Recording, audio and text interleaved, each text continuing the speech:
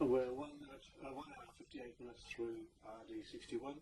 What we're hearing now is that was Luke and the Egg and in 1996, I think, talking about versities and lots of interesting things. Anyway, what we're moving on to now is from the 3rd of the 4th, Easter Saturday, in fact, 1999, and this is quite interesting contact, interstate contact. Haven't done one of these for quite a while. Between Sydney or near Sydney, Bundanoon, and various other stations on 80 and 160 and UHF and 2 metres is really pushing the limits of the facilities here. We have to really make a few patch calls. Anyway, we're listening to, well, it's all very complex, as you will find out, and they're very technically interesting, so I think we'll do a few things and get that even working better. So here we go. This, I'll call this crossband, we'll make a name for it, I suppose, Mr Bundanoon, maybe. Okay, here we go. Starts off with Lionel and a few things like that. Anyway. How are you? Oh, not too bad.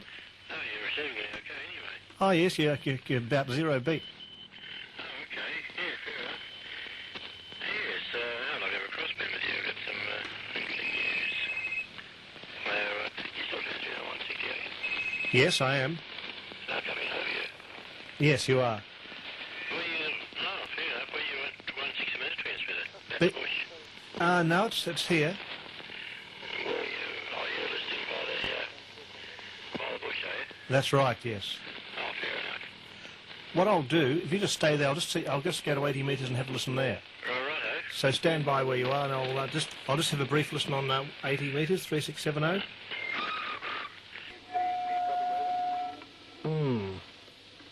Very weak. Is that Lionel again?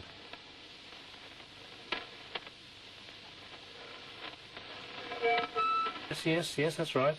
Just hang on, I'll just, what I'll do... Right, yeah, go ahead there. I think it was, I forget your name anyway, go ahead. Mike, okay.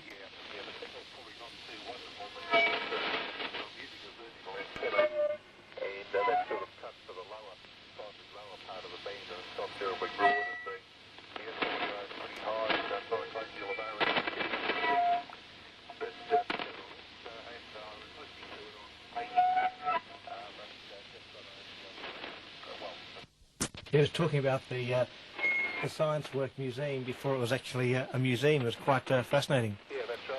That's right. But apparently, I think he did so for one a museum of the old pumping station. Are you listening on one? Right, now that might make things a bit easier, I think. I'll just turn that off. And yeah, now if you talk, I'll be able to hear you better. Yeah, okay. Yeah, that was AY who was originally on that crossband. Oh, right. And where was he from at that time? He was just in Caulfield, in the Caulfield area, about two or three k's from here. So he was. Victoria Street, if I remember rightly. Would that be right? That is correct. Yes. Yes. As a matter of fact, I knew his next door neighbour. Oh, really? I bet they were happy with all the antennas he had up. I don't think it worried. I don't think it worried my friend too much actually. He had an enormous amount of antennas, but he's sort of left that location and he hasn't re-established the transmitting station. That's right, yes. Oh, I see. Yeah. In fact, I think the house went up for auction last week. It was in the paper. Oh, did it?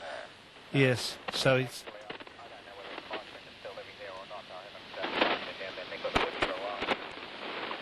Yeah, well, it's probably all changed, but probably be pulled down in a mock Georgian house we built there. Well, probably, yeah. Mm. Anyway, well, I might, what's the time? Yeah, getting on towards 11:30, so I might slide off to bed, David. Well, I think you were coming through better last week on 2 metres and UHF. Than 80. That's right, yes. That's what you're using for on 2 metres. What am I using for a transmitter? I'm using at the moment an FM828, and that's feeding into an amplifier, so I've got about 100 watts coming out. Right. And what about the 80 metre transmitter? The 80 metre transmitter is an old Geo 9, built in the December the 31st, 1940, for the U.S. Navy. Yeah. Ring the bell now. Yeah. That's right. It's got an 803. It's like an 813, but the earlier version. Yeah. But no, it's been running for about a year doing this stuff, and it's hasn't popped. Yes, there's a lot of static crashes. What's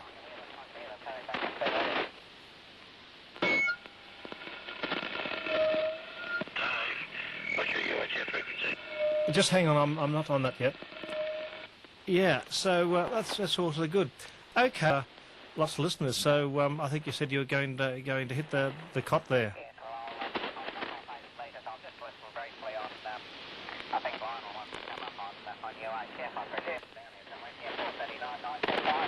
That's right. Yeah, I'm just using that receiver for the link at the moment, so I'll have to readjust the network and repatch things around.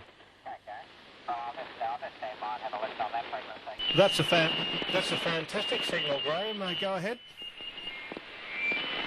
Roger. Not tuned up very well. Not tuned up very well. I didn't know where to call in on. I'm tuned up on 160. Right.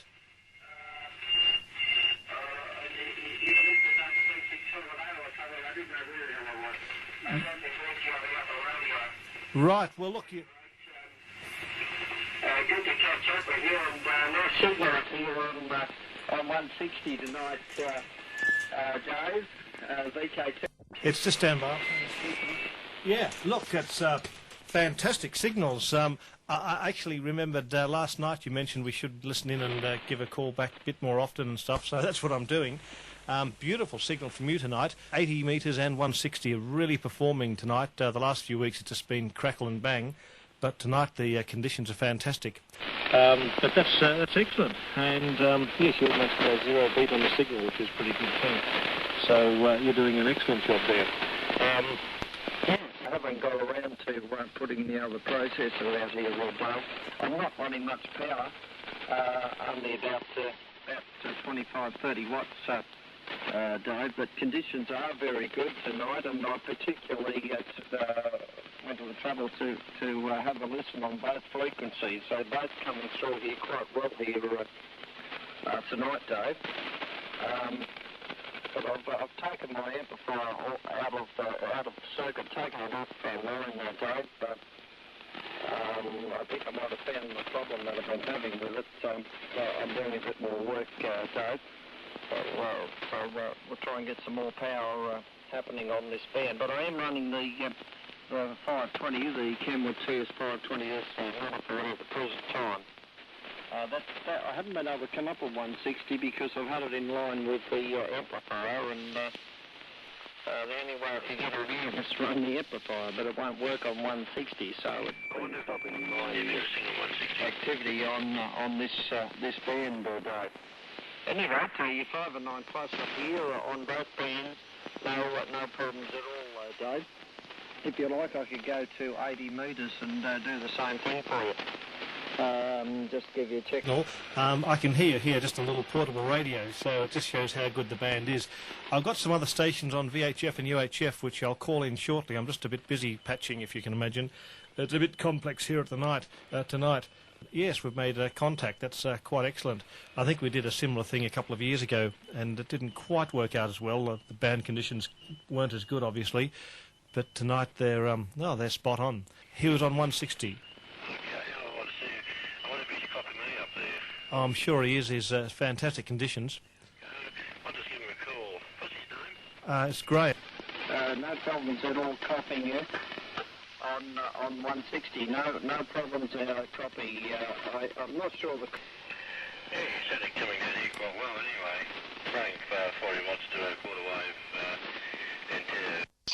I hope I'm not drifting off frequency. Yeah, okay, fine. So, what are you on two meters, are you, Lionel? I'm not sure. I was out there working on another little radio, so I wasn't really following things as well as perhaps I should have been. But anyway, you're coming through here, no problems at all, and I'm just wondering if Dave would prefer me to be on 80 metres for this sort of thing, would that help, Dave? I can imagine you're switching things around there everywhere, Dave. I could have a listen on 80 just to see how different the signal is. Maybe if it's not too hard, it'd be very interesting for you to tune up on 80 and just see how well the conditions are on 80. I'm very happy with 160. Might be just an interesting experiment, that's all. Back to you there, Graham. Yeah, right, no worries, Dave. Alrighty, I'll QSY to 80 metres and tune up on there and give you a shout to see how we go then. I'll give you a report up there, but you're 5.9 plus up here, no problems, even on the low power. It's pretty I haven't got the amplifier going. Do you want me to put the amplifier in for 80 metres, Dave? I can do that too. Put it all, get it all, just give me 10 minutes or something, and I'll give her all a good warm-up and give you a big signal on 80, over. Yeah, okay, I'll tell you what, I'll listen on 80 in 10 minutes, and we'll see how you come through. And that should be most interesting indeed. That's looking like a good night, and we should use the nights that the situation, the ionosphere is good. So we'll stand by for you on 80 metres in 10 minutes there, Graham. Now, Lionel, you want me to patch in UHF? Yeah, might be easy for me anyway. Okay, and then we can have more crossband. So just stand by. I'll just put the UHF receiver in. Very complex. There we are. 439 is patched in. Copy. Yes, I can hear myself coming back. Oh, good. I had to put the attenuator when I was getting on a broadcast station crud on 160 metres. Oh, really? Yeah. Well, that's a bit unfortunate. Well, actually, it's bad around this area, the crud. Now, let's feed his back. I've got 145 325s patched through 2 if anyone wants to come up there. Good day, Dave. How are you? Not bad, John. Good, yes. I tried to talk to you on 80 before. Think you heard Oh, is that the egg? Yeah. Yes. Well, I've got some interesting information which... I've been going to ring you up there, Lionel, but I just haven't got around to it because it happened, but I haven't forgotten. Oh, fair. Oh, by the way, Dave, my web page is up and running. Oh, excellent. I'll have a look at it. Give me the address. I'll just repatch things so I can listen to Graham in 10 minutes. So you just talk to the egg and I'll get back to you. You're right, huh? Yeah, okay. I'll be listening. I've got some interesting information about the 70 centimetre band and the government too, Dave. Oh, yes, that could be interesting. Yeah. All right, tell us. Okay, well, basically, there's a new legislation out, 433.05 to 434.79, I'll have to get the figures, have been legislation, and it has been allocated to LIPDs, that is low interference potential devices. In other words, I'll tell you some stories. Does that mean we lose that part of the band? I'll come to that in a minute.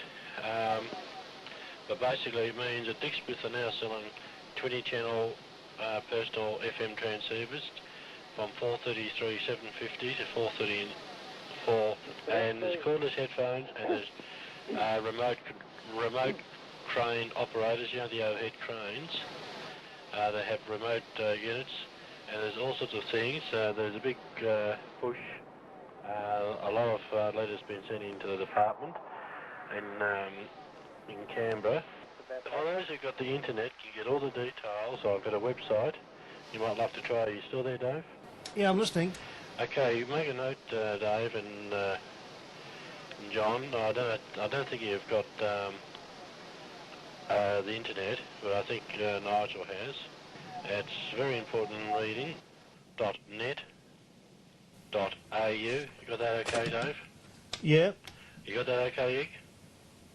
Is that an upper or lowercase? Oh, all lowercase. All lowercase. Yeah. / VK3 Golf / Is that forward in a number or FOR? No, forward / Forward. / don't type in the word forward. / you know, like the Righto, yes, I didn't quite... Righto, good. VK3G /LIPD, Lima India Papa Delta. So I say it again, www.users VK3G /net.bigpond /au LIPD .au.bigpond .users.bigpond VK3G .au.net .au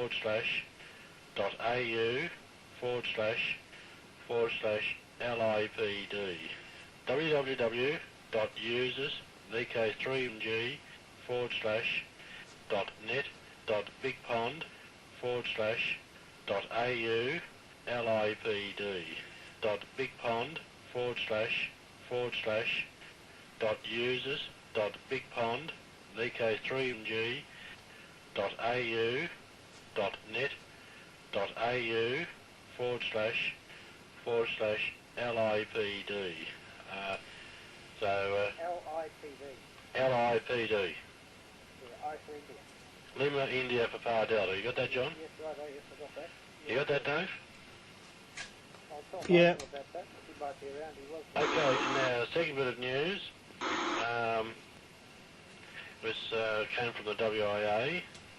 You have heard about the Sydney Olympics where the hams at first lost the bottom 12 megs Yeah, that's right. temporarily. That is now Australia-wide. Really? Yep. So basically, well, technically, unless you've been told officially by the Silvers, you cannot operate on the first 12 megs of the 70 centimetre band. That, That's right, but I think they should protest about that one too. oh yes, that's all processed. As far as I'm concerned, they can go hopping. Yeah. But that's now Australia-wide. And it's an absolute ridiculous situation. I can't use ATV if I get the power supply set up. Oh, well, use it, if you got the equipment, John, use it. If I could get the power supply out of storage, I would. And I'm also encouraging, in fact, if you can, Dave, have your link, 70 centimetre link, down on the 434 meg region. We are establishing as many contacts as possible, especially within the Dick Smith 20 channel, sorry, I was just about to time out. Especially within the Dick Smith 20 channels personal transceivers. They're 25 kilohertz spacing from 433.75 to 434.225, 20 milliwatts hour. Anyone can just go into a Dick Smith shop, buy one of those units, and you can have a picture of, in fact on the Dick Smith flyer, there's a picture of a husband in the garden talking to his wife over the the stove. You know, it's a ridiculous situation, but they have had an emergency meeting over this. After all these letters been coming in, they said, oh, it's an absolute ridiculous situation, but you can get all the information. So if you're listening, Nigel, did you get all that? Log onto that on that web page. And Dave, I'll give you my web page. It's a 6-minute dedicated one. It is www.net.bigpond .au.bigpond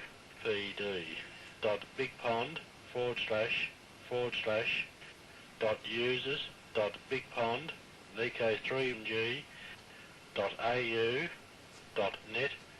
.au/.qsl.net /VK3NM/. Got that? Yeah, I've got that. Yeah, just keep talking to the ag. I'm just setting patch up so I can get Graham. But very interesting indeed, most interesting. Go ahead, keep going. Yeah, okay, no problems. Dave, anyway, that was launched today, and there's 11 links to various 6-metre sites around the world. It's a fairly simple page. There's a picture of myself, and it loads up pretty quickly. I look pretty ugly, but there's a picture of me, plus information about 6 metres in Australia, a brief history, and plus I've got 11 links up. JR2 HCB 6-metre web page, a SMOOC, webpage, UK, United Kingdom, 6 metre group, and so forth. So there's 11 links. This is like the other stuff when they had the TV channels. Yeah, I'm not getting it too well. What frequency are you on, Egg? Terribly weak hissy signal. Can you keep your deviation up because it's about signal to noise at about 10 dB? Well, why is that? Because it's running the same power. It's running the normal power that I normally run. And you've got sort of sidebandy feedback in the background. Well, it shouldn't be. Okay, well that's about all about 70 minutes. But if you log onto that, you come up. I do hear a hissy signal as if you're not very strong. Well, as I said, it's running the normal power. Oh, I can't understand that because everything's normal here. Right, just stand by. I'm repatching for something else. Just stand by. I'm listening on. Disappear for a little while. Looks like Yeah, I'm just going to patch for VK2. I've got a visitor. My mate just arrived on his motorbike, so I might just go and see him. But You might come back later. I'll come back later. Okay. But you have to check out my webpage. I certainly will. It sounds very good. Okay. Doors, the thing on the door. Okay, I'll see you later, Lionel. Now, what I'll do, this is getting very complex. Yeah, Roger. Good. Yeah, Roger. Yeah. Given you all I've got here at the moment, I'm hitting the audio a bit too hard. Okay, I'll just rig up a receiver here and just another temporary remote aerial so that I can hear you better on 160. Try and do what we did last time, but do it a bit better. Okay. Okay, I'll be a few... give me another 10 minutes, okay? Rightio, Graham. Yeah, look, John, this should be quite interesting because Graham's quite an interesting chap there. I've had a few conversations with him today. How are you going? Good condition. Not real bad at all. It's Dennis, isn't it? That's correct, Dave. Just stand by. I'll just kill 80 metres for a second. I'm currently on 80. And you should all come through better now. Go ahead, Dennis. I'm on 80 right now, so I can come up anywhere Oh, else. hang on. Noise going for 50 years. There we are. Good. Yeah, it was spewing. Now, go ahead, Dennis. Right, I'm here. Oh, that's a beautiful signal. Well, on 80 or 2 metres or VHF or UHF, Peter. So I'm on 2 metres, listening to all the proceedings in bed on the clock radio. Oh, rightio. Yes, it's a bit like that. Yeah. Oh, well, Dennis, haven't heard you on 80 metres for a while. How are you going? Oh, I'm not too badly, thank you. Oh, right. I've been fiddling around as I normally am. In fact, I've been listening for quite a while, Right. and I guess I'm receiving you everywhere right at the moment. Okay. 80, 160, 2, 432, Yeah. and good signal on all of them. Yeah. Just hear you, Dennis. Sorry? I can just hear you, Dennis, on 2 metres with the little rig indoors. Yeah. On 2 metres. I thought Dennis was on 80. I don't know where he's... Yeah.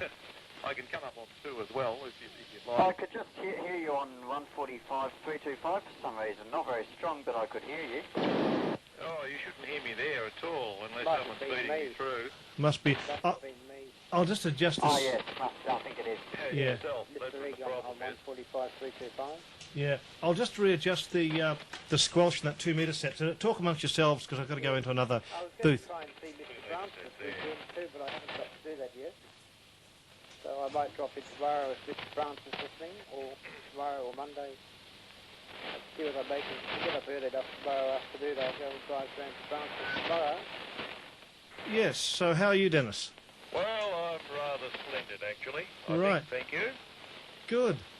But Yes. as I say, it's been a while since I've been on, Yeah. I think especially on a Saturday evening. how conditions tonight are fantastic, aren't they? They do seem to be very good. I'm hearing amazing with all those- 2FPQ very well indeed on both 160 and... Anyway, it'll be good when he gets his setup going now and he'll come on the net. I think, well, it's probably 6 months ago since you came up here on 2 metres, I think, Dennis. Yes, that could be about correct. Although I think it may have been on 432, actually. It may have been, yes, yes. So what frequency 2 metres is Dennis on? No, Dennis, I'm not on 2 metres at all, he's on 80. but Oh, I can 80. certainly come up on 2 metres. Well, look, 80 metres are so good tonight, it sounds like 2 metres. Oh, does it really? Doesn't it? That's a good sign. It does. Normally it's terrible. But all that interesting information about the bands and the licensing is quite amazing, isn't it? Well, I hope lots of people From send their Lionel bombs you're to referring the to? That's right, yes. Same. Yes, he's been making a bit of noise about that for about the last, I think, 3 or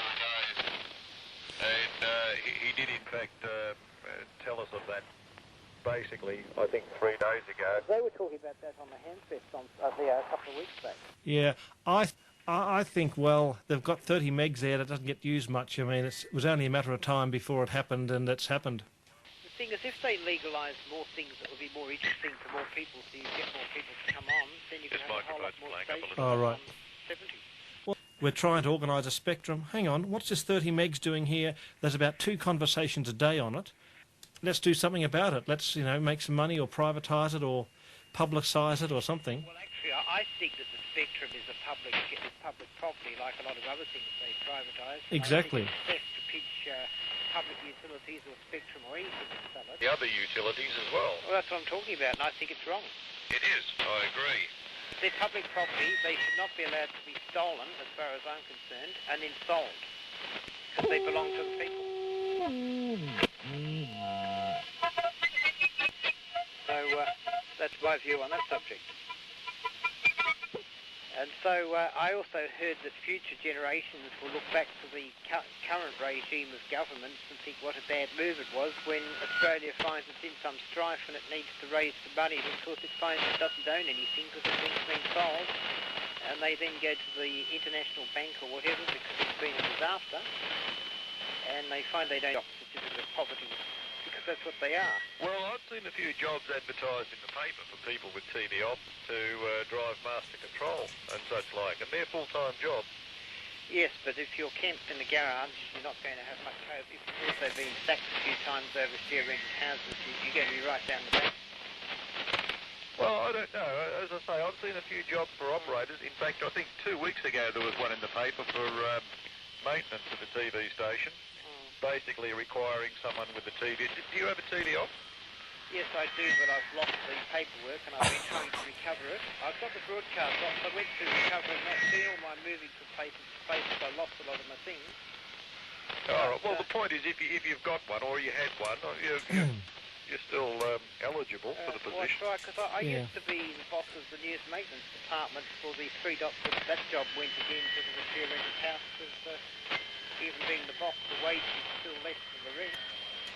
Yeah, well, I keep an eye on the paper and I see that these things do turn up periodically. Yeah, but they won't take you if you're employed in a garage, and they don't like people like that. It doesn't suit their image. They've told me that. Oh, well. And they're very image conscious. So, as I said, they say when you get organised, we might think about it. But while you're still living the way you are, if you haven't got your place set it up, well, goodbye. Now, Dennis, have you been on that Friday night net lately? Oh no, not for 2 or 3 weeks. Yeah, it takes a lot of time, doesn't it? It does. The problem is that so many people call in, and by the time they get around the whole circle, probably an hour and a half's gone by. Exactly. And the problem is that you haven't really had too much opportunity to say anything. Right. And everyone in the ring hasn't said too much either. Yes. So there's not a whole lot to comment on. That's exactly right. And for little value. So I actually haven't been turning up on it too often.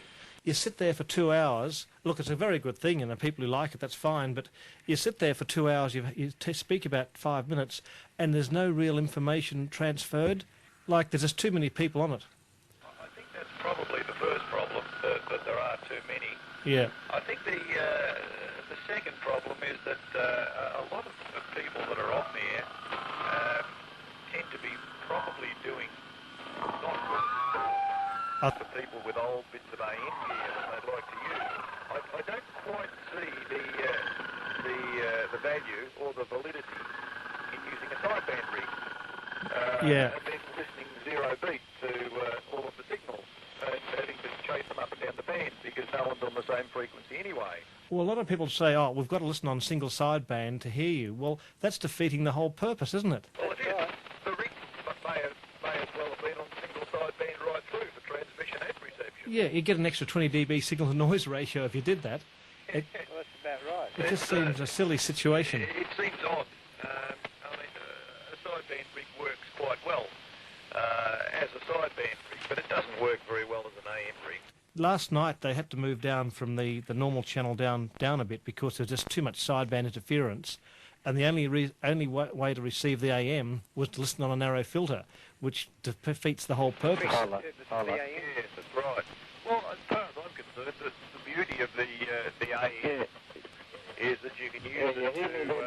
Yes, Picking up the band noise. yep, you're coming through well there, Graham. Yes, good copy here on 160. Oh, excellent, yeah. Is Graham on 80? Or Graham's on 80. 60? Yeah, no worries. You Now, can hear him over the top of me, can you? yes, you're about 0 beat and about the same strength. Oh, Well- right, that's interesting. Yeah, you're about half a hertz off. Oh, that's not too good. No, it's fine, that's fine. Just leave it like that, that's excellent. All right, I may drift, so just tell me where to go. Okay. Like 2 metres. It is, it's just like 2 metres. This is amazing, isn't it? Graham, you disappeared from the bands for a year or two. Are you back in a big way now? More or less, Dave. I just about fell off the planet, but coming back, with the problems on the home front, it sort of knocked me around. But I don't know how long I'm going to be here. I might eventually leave, but Right. if I do, I'll find a place with 5 acres or something and come back even bigger. Oh, that'd be good, yeah. Now, Dennis, is it convenient for you to drop the key when Graham's talking? Yeah, surely. Just to stop the... I shall drop off now. Just there's a bit of burble behind him. Even though he's almost 0 beat as the signals fade. Yeah, so you'll be on for a bit of time and at least be able to be put your voice forward on the air. Yes, Dave. Just tell me if I'm modulating okay. Sounds fine to me. All right, because I'm normally used to listening to my own voice, and I'm finding it very hard not to. All right, yes. You could listen through 160. I suppose when you speak on 80, it blocks the 160 receiver, does it? All right. Well, just a little bit. My peaks in my audio are just breaking through, but otherwise you're just fading in and out now, Talon. Oh, right, yeah. Well, what we're doing here is precisely what they did, I think it was during the war, wasn't it, with the BBC and Radio Australia. Oh, that's right, yes, HF link-ups and things like that, yes. Yeah, much the same. Mm. So it's, with what's going on in the world, it's handy to be able to practice this exercise. We have to go back to basics. I think that's very possible. Yeah, oh, well. Well, Remember BBC World Roundup? Audio from the other station, Dave, and probably hearing a little better. So okay. I'm not coming through that well. I've turned him up a Yeah, bit. so the BBC thing, as I said on BBC, World Roundup, you sound quite official. You just don't hear that anymore. No. But then all those antennas, didn't they used to pick that up with all those antennas near Tullamarine Airport? No, the remote monitoring station was at a place called High Park near Kilmore. Not the place with the big T-shaped things that were really a Yagi, weren't they? That huge Yagi. No, that was the Beam Wireless at Mount Cotterell or near... that was a different thing. That was about 11 meg sending teletype as an international service. It used to look really impressive, didn't it? Oh, that was amazing. You know the film On the Beach? That was part of it was filmed there. That radio station where they had the Coke bottle, that was filmed at the old Beam radio station at Rockbank. I thought it looked a bit like that. Yeah, Yeah. yeah. So anyway, Get a videotape of On the Beach one day. yeah, it'd be quite interesting. See Melbourne in 1956. I know with all the people riding past Flinders Street Station and the museum and all that on their push bikes because they couldn't use cars anymore because the world was doomed. There was no petroleum. That was before the Bass Strait oil, I suppose. Yes, I think it probably would have been actually when you think of it. Mm. Pity we don't own the companies that do that too. That's another thing Australia's a bit fussed with. Yeah. Yeah, so now, Dennis, if you want to come on, just feel free to break in. The remote receiving station was at a place called High Park, and in the switch room there were direct tie lines to there, and you could just ring up the guy and tell him to listen on, 682 megahertz or something, and he'd patch the BBC or whatever through. Collins 51J4s, wasn't it? Probably something like that. Because I was looking at an old Telecom PMG Learning Wireless book, Yeah. those two books that a lot of people have. I wouldn't mind getting a copy of them. Yeah. It's pictures of old monitoring and replay stations. Yes, go ahead. Can you hear yourself coming back on 80 metres? From you, I've actually dropped my 80 metre transmission at the moment. You've dropped your 80 metre transmission? I have at the moment, yes. Right. Well, are you listening on cam? I should put a patch box in here so I can patch you back properly. Yes, we've got lots of patches here. The only thing is I'm a bit short of UHF receivers because I'm using one to listen to the link on, and I really need another one, which I've got here, but patching it through is probably a bit harder. Although I probably can do it. There we are. Can I drop my power a little bit, Dave? Drop it and see what happens. Can you patch me onto 160, Dave? You are being patched onto 160. Okay, well, I'll make sure I don't feed back here, so... And I'm listening to you on both 160 and 2 metres by Dave. Yeah. 5 and 9 on the clock radio. Oh, that's the main thing. 5 and 9 here also. Good. Everyone's 5 and 9. Working exceptionally well indeed, and no regrets. Yeah, no, that's getting better all the time, though, Dave. Yeah, well, I've just run my power back to about 75 watts. That seems to be a little better. Right, yeah, well, it makes no difference here, of course. This little station here works amazingly well, considering it's so terribly set up. That's right. My one in the garage. I can hear myself, no problem, coming back on 160 metres. Well, it's absolutely fascinating sitting here listening to my signal coming back through your transmitter. Yeah, well, of course, you've got double phase distortion. So whereabouts in New South Wales are you? Yes, I'm about 100 miles southwest of Sydney, up in Bundanoon. Oh, yes? Oh. So that's about 500 miles away from here now. Yeah, something like that. So I'm hearing myself going over about 800 miles, I suppose. Yeah, that's right, which is quite tame. Makes the world seem very small when you think you can go anywhere in any direction, and the maximum distance you'd have to go is probably 12,000 miles or something. That's right. I mean, nowadays, well, even with the older communications, the world got small, but with the modern things, you know, you can talk to people in England, you can think they're in local, just down the street. Yeah. Out of interest, what I'm doing here is I'm operating on a 160-metre diamond loop, and I'm receiving on about a 20-foot aerial right in the centre. Yes, I was going to build a loop for 160. I haven't got around to putting it together because I've got the parts, but I haven't laid out anywhere to put it together. Well, that's pretty good because it's often hard to transmit on 80 and receive on 160. Yes, you're not wrong there. Actually, it is possible to transmit and receive on the one band. I have done it here, listened on the window whilst I'm operating on around 3.6. All right. It's quite possible if you use the old radios. Oh, with good selectivity in the front end, valve radios. That's right.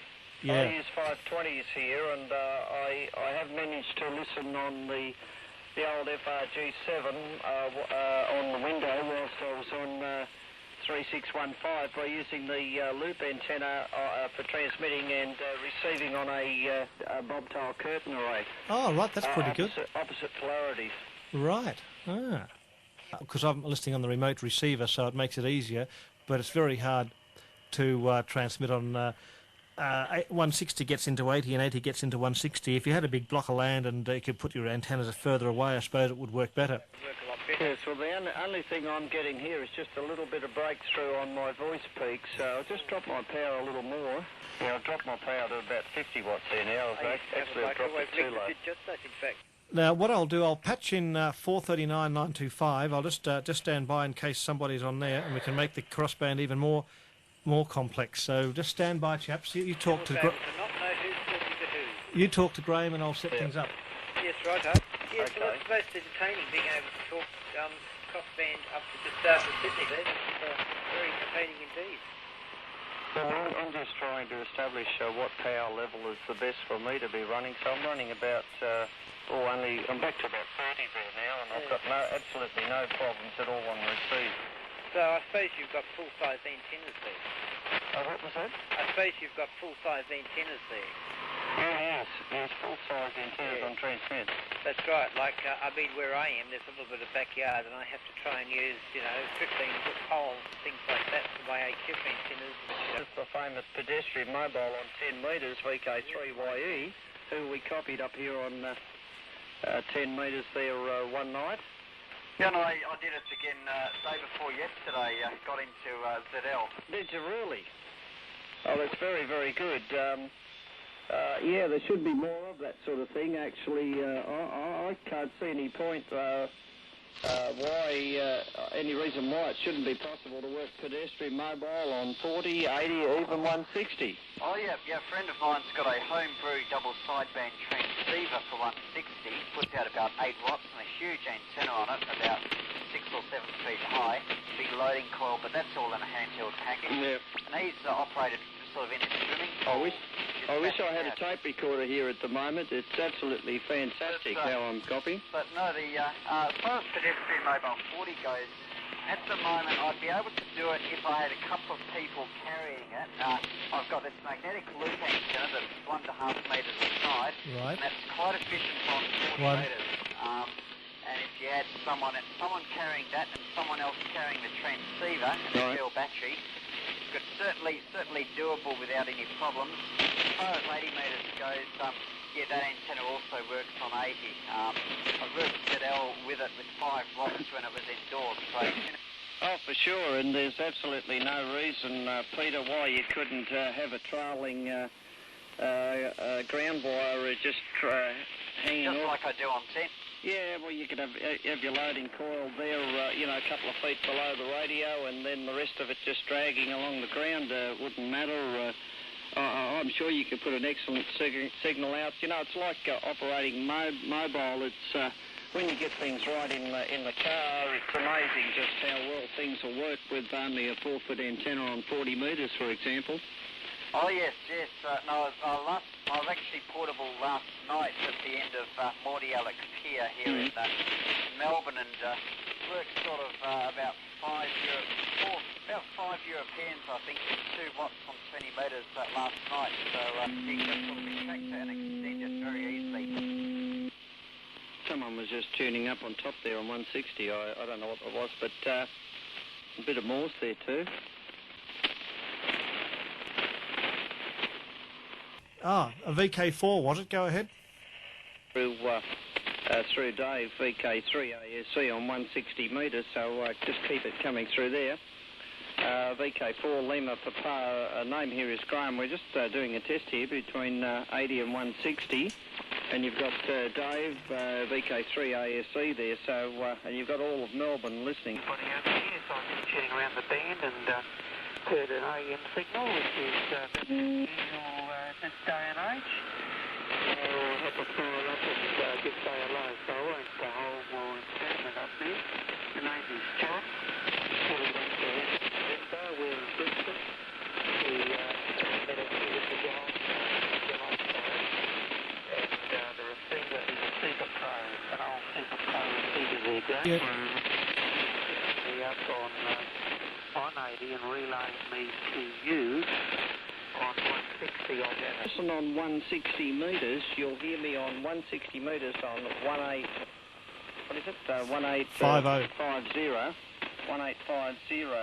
on 160 metres. So I'm transmitting on 80 metres on this frequency, and Dave VK3 ASC is receiving me on 80 and patching me through to 160 metres on 1850. Now, I'll just get Dave to say hello to you, and I'll see if I can put him back through here to you. So go ahead, Dave. Yeah, it's okay. I'll just switch my 80 metres on. Just stand by. Okay there, the VK4 station. Yeah, very good to hear you. And, yeah, we're just doing a crossband here. It's all very complex, but working out quite well. So, yeah, good to hear you getting through to Brisbane. Not the strongest signal down here, but it's static, but we were getting you. So I'll put it back to you. Through Graham here, nice audio. URN up there, must be some story. I don't know if you're copying that down there, but a lot of noise up here, and just popping up. John? Actually, I'm copying you better through Dave's transmitter in Melbourne than I'm hearing you here in the middle. So there you go. I'm just running here a TS520S modified. And driving quite unnecessarily. I'm driving a Gates amplifier here, HFL 1000, only running about 30 watts at the present time. I was running 120 or so, but I've had to back it off for working crossbands. I'll put it over to Dave, and he can tell you the setup there in Melbourne and exactly what's going on. I'm sure you'd be quite... So over to you, Dave, and I'll drop my 80-metre transmission. Go ahead, Dave. Put the mic key on. Yeah, let's see, stabilise things here a bit.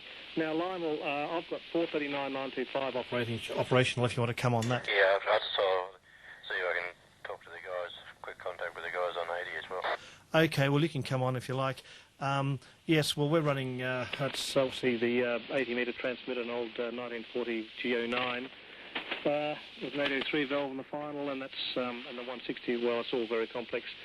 So we do this every Saturday night, so you can always listen in on this frequency or 160, 1850, or 2 metres for that matter. Actually, we've got an email from a chap in Wagga who was listening on 2 metres through stacked quad array of beams. So good how the 2 metre signal comes in. There's another station wants to try. He was on UHF, had him patch through. I'll drop off my transmission and you can take it, Lionel, and see. Go ahead. And you can take it and see how well. Yeah, I'm hearing myself on 2 metres as well. Yeah, name is Lionel anyway. Location is Vermont. I'm running probably around about 40 watts from an IC706 in the AM mode and just a half-way dipole. I'll put it back to you, Graham. I'm wondering how you... Lionel, you're copying you, no problems whatsoever, Lionel. There I am, coming back. Your signal took a bit of a dive there, but it's coming back there now. I can hear your voice coming back. Right. Fine. Yep. Yeah. Yeah, okay, Dave, fine.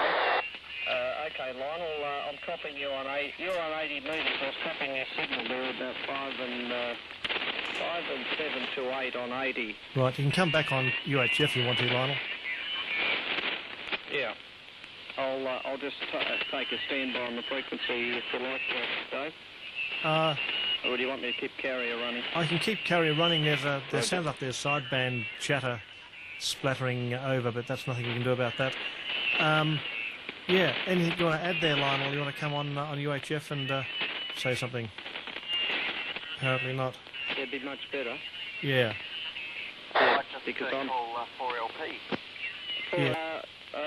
John, can you listen into the transmission on 160 on a small aerial or something and receive on and transmit on 80 metres? Is it possible for you to do that? Work crossband, John, VK. If you want to talk, Dave, I'll just patch you through to just see if John can copy you. He said he could copy my straight through signal. Oops. Okay, well, you can stick me through there. Yeah, okay there, John. Very glad to hear that. We gave you quite a good report on 80 metres, and you said that they should receive Lionel 3NM November Mike is the call sign, and he might come up on the QHS channel that's selected here. Okay. All right, then, if you'd like to... Well, he can't copy anyone on 160. He wasn't listening on 160, I think. Okay, fair enough. I thought he was. Yeah, he said fair enough. The static's pretty bad on 80, so on 160, of course, would be a lot worse. Yeah, that's right. Yeah, so there we are. But he could copy you, so that's the main thing. Oh, yeah. What was the key to it? Brisbane? No, Graham's. Graham's is Bundanoon in... well, actually, I'll put it over to him and he can pass that on to you. My retransmission, roughly, of the old signal to me. So...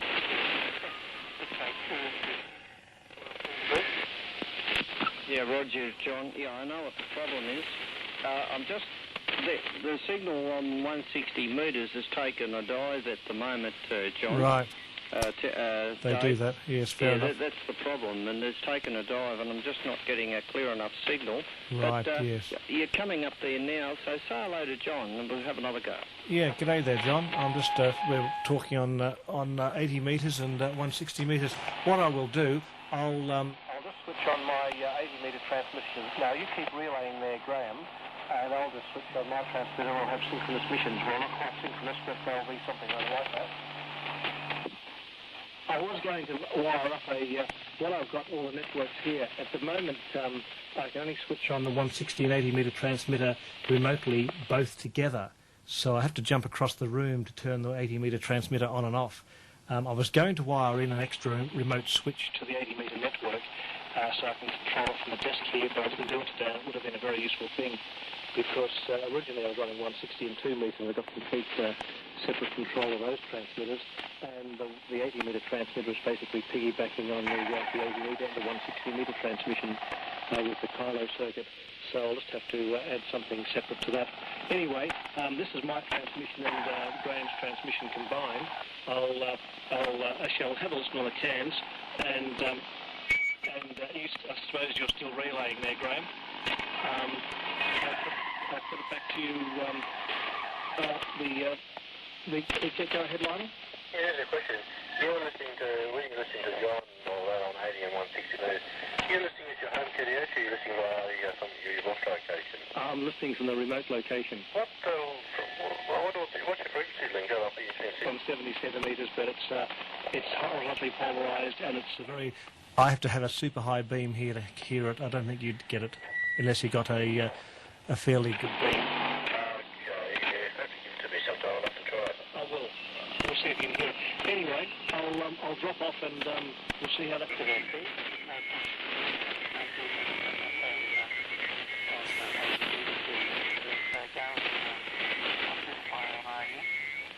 Pretty terrible signal here. Well, you can imagine my situation. I've got a set of cans on, and on my right ear I'm listening to all the discussion going on 160 metres, and on my left ear I'm listening to you, John, so I'm right in the middle with stereo, and I don't have any direct form of patching here at the present time, so what I'm doing is I'm listening to Dave on the can, and I'm simply lifting the left ear can and jamming my microphone into the can. So that's how I'm relaying to you, and I just realised I can switch my filter in on my receiver to actually help the relay, and I think it's not a bad patch actually. The only thing that could be improved is the signal from Dave that I'm getting. It doesn't seem to be any desensing going on the receiver, but the signal's just not quite noise-free enough to relay really well.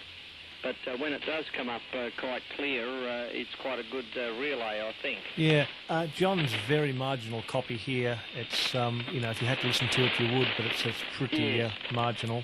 Yes. You get information through, but it's not really armchair copy. Yeah, right. Well, I'm getting the same situation here, actually. I was copying him much better through you than I was getting here. So.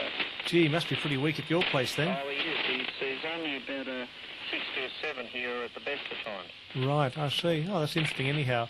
But, 160 in Brisbane is pretty marginal. I've listened to this station up in Brisbane, and it's you can hear it, but not very good on a good night. Right. 80 metres gets through much better. What's my frequency? Is it holding steady? Yes, well, actually, I don't know, because I'm not zero beating at the moment. Right. Whereabouts is your remote receiver, and what frequency is that on? It's about 50 kilometres east of Melbourne. All right. And it's pretty soon, I think, if it starts to fade because the batteries are running flat, it's solar powered. All right. Oh, that's interesting. That's a 160. Well, it's got 160 and 80 metres. It's dual.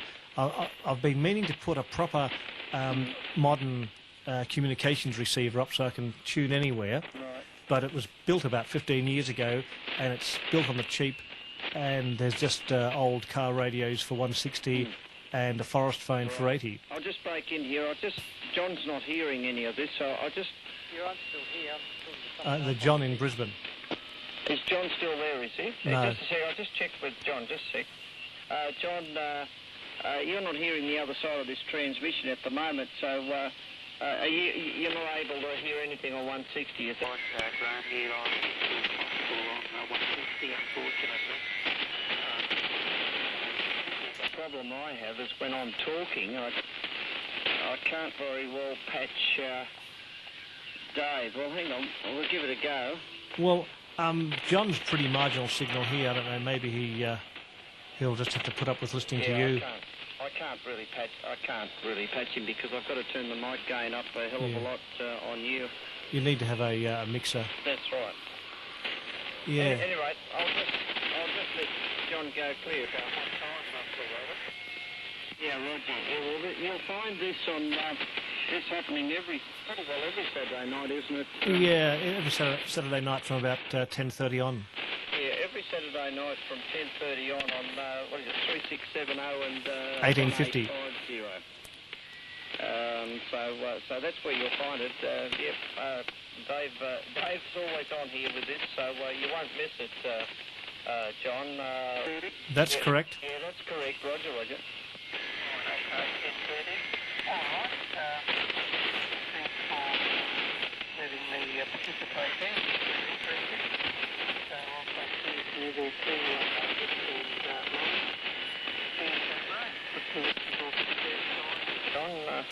I'll just turn my transmitter on and say goodbye to him. Stand by. John, stand by. Yeah, goodbye, John. Pity conditions aren't all that much better. It's quite noisy into Melbourne here, as you would have realised. But anyway, thanks for coming up, and we might hear you again. We'll call, have a listen in on bands, and might hear you another night when conditions are better. I'm still here on Trails Mile. I've got the button down. First of all, very good evening to Eddie from East Burwood, who I know is listening, and thanks for your email. Right. Are you on the internet, Peter? Yes, I am. Okay, got there. Sorry, Lionel, I missed that. Yeah, I've got a web page up on the internet. Oh, yes, I copied it, so I think it's QSL.net/VK3NM or something. Yeah, just VK3M /. Yeah, have you tried it out? Not yet. No, I didn't hear about it until today. Oh, good, yeah, oh, it's all about 6 metres. Oh, yes, I think there's only one other 6 metres, ZFG's page. That's a very good page. I've got a link to that one. Yeah, like that one, when I was using a previous browser, it caused it to crash for some reason, and the screen to go black, but it seems to be okay on what I'm using now. Yeah, fair enough. Yeah, I've got 11 links up on my web page. You know, that's good. Have you seen my page? Oh, right, I'll have to check out your page. What have you got on your page? Well, where do we start? Heaps of stuff. It's a very popular page. It's one of Oh, yes. the prime radio pages for Australia. Thanks for the plug, Dave. Yeah, thousands of words and pictures and circuit diagrams on all aspects of amateur radio. Probably one of the biggest. I'll go and grab a pen. I'll drop down the address. Okay. Got a pen? Not yet. I'm going to also visit the little house, and I'm going to put the cover on. When I come back, I'll have a pen and check it out. I've got a link to it from my page, so you can go to it from mine. Oh, well, we'll put it in direct. Yeah, I'll do check out your page again too, Dave. Not much has changed. Yeah, I've got a scanner too now. Oh, good. Scanner. You can put pictures in. Yes, I'll put a picture of myself. Oh, yes. My picture's nearly as ugly as yours. Yeah, I don't want pictures of me. I'm slowly taking them off and putting other people in. Oh, are you? Yeah. I didn't know there was a picture of you on your page, Dave. There is one, I think. There's a couple. Yeah. Although, when was the last time you looked? Oh, a little while ago. Lionel I was speaking to. It was a little while ago. What, are you taking it off because you look too ugly like me? Yes, I think there's only one picture which isn't very... I think most of them are not me. Mine's not a particularly good picture, but it's... but I'll tell you what, the scanner's magnificent thing. It's a flatbed scanner. Lots of good quality? Oh, yes. I'll scan a few photos, even just at 150 dpi and fantastic results. Even I could go, a lot higher resolution, but of course the files start to get bigger. Yes, go ahead. Yes, Dave. I'll just go and see if I can improve my receive aerial just a whisker. Yeah, okay, Graham. Look, you're coming through here fantastically, but whatever you can do, that's good. Look, 160 might just be fading. What we could do... No, I think it'll be okay. I've only got a small aerial on there. I'll just put some loading on the end and bring it up a bit. But if it's signal to noise of atmospherics, it's not going to help you much, is it? Oh, no, I think it will. It's not atmospherics. It's just... hiss. Yeah, that's right. I want to try and get a better signal to noise. Okay, well, we'll stand by for your call. Okay. Peter? Yes? Have you checked out Brian YMG's page? Yes, I have. Yeah, well, I told Dave and others about it. So the word's getting out about that homepage as well. Anyway, I'm going to go have a leak. Get a pen. I'm going to put the cap on. I'll be back with a pen. Okay. Okay, I'll put Lionel over there for the time being, and I'll turn this bloody static off. It's driving me mad. Yeah, anyway, Peter, what have you been up to over the last few weeks? And John's there too, you'll come up on... I'll tell you what... You're still here? Yeah, your level... Now, Peter YE is about 15 dB louder than you are. Oh, I don't know. Also, good evening, John. Now, hearing a carrier must be doubling with someone. Yeah, I think it's John. Now, you speak, John. Yeah, hello. Yes, am I on? Yeah, you're much lower in level. I'm lower in level. Yeah, I was sort of in two conversations at once because there was a bit more QSO going on about what the Stokes said on the 6 metre repeater. So still people there about that. Right. And spreading the word because it's a fairly important issue. Yeah. Yes. Yeah. Yeah. I'm talking on the crossband at the moment as well there. So this one's Oh, but, John's yeah. busy. Yeah, so that was TYB Julian. I think you know him, don't you? Yeah. You're just, I don't know, And maybe you 3YB need to was wind there. your deviation up on your 92 because Peter's much stronger. Yeah, I don't know because I remember I set it so it didn't distort on someone else's rig at a distance. Maybe it was a narrow rig or something, I don't know. FM 900. But when Peter talks, you come up, Peter. Yeah, turn up till it clips. Yeah, anyway, Peter YE, it's all this setup. We haven't actually talked about anything tonight. It's just been technical patches, so it's really... A bit like the 80 metre AM net. Yes, it's almost as bad. Something, it's just, I don't have that much time to do that. At least this is sort of intrinsically, technically interesting, doing all the patching and things, even if it's not no one's saying anything. Like being in the switch room. It's just like being in the switch room. In fact, one of my previous lives... I remember working in there a few times when I used to work in Aunties. It was Yeah. quite taining. And Well- doing the big cross and all the VU meters and the thing that went... Right, well, one of my previous lives I worked in the switch room and I did this sort of thing for a living. In fact, I still tend to do them on OBs and things. It's, Oh, well, when I was in 3DB during the horse races was the same. You had the master control and you had 1,000,001 things talking on speakers at you from all these directions. Oh, you had yeah. to get the patches on the patch bay queued up for each right, race that was going to come up to the on-air garbage yeah. and run around with patch leads from one end of the thing to the other in Herald Sun building there. It was quite taining. Yeah, it's been gutted, that Herald Sun building. Yeah, I know. It's going to be timeshare condominiums. Although they are keeping the antennas on the roof because they're... there's a trustification. That's right, they've classified the antennas, which is good, isn't it? Well, that's what a lot of councils have classified the skyline to some degree. So if you've got a famous building, which the Herald Sun building is, you're Yeah. not allowed to deface the facade of it. Now, if you rip the antennas down, you'd be defacing the facade. Isn't it amazing? So it doesn't matter what you put inside the building, but the facade must remain the same. Yeah, so the old 1026 kilohertz tenors are still staying there. Actually, if you got on the roof there and put a 160 metre station there, I'm sure you could load it up for that. It would be fantastic. You just Yeah. put a box there and don't tell anyone, plug it in the wall and remote control it, and it'll be an excellent mission Put an site. old BTM2 cast splitters there with receivers, and then you just transmit on 2 metres or 70 from here, That's right. and it goes through the Herald Sun building. Yes. Now, if you ran the right coded thing, nobody would know it was there, so you run one of these digital things so nobody can actually know what you're doing. That's right, yes. And then you just turn on your missions, which only runs 10 watts of digital coded bilge, and this big missus Comes on. running on 3 phase comes up and runs 2 kilowatts from the Herald Sun building, Yeah.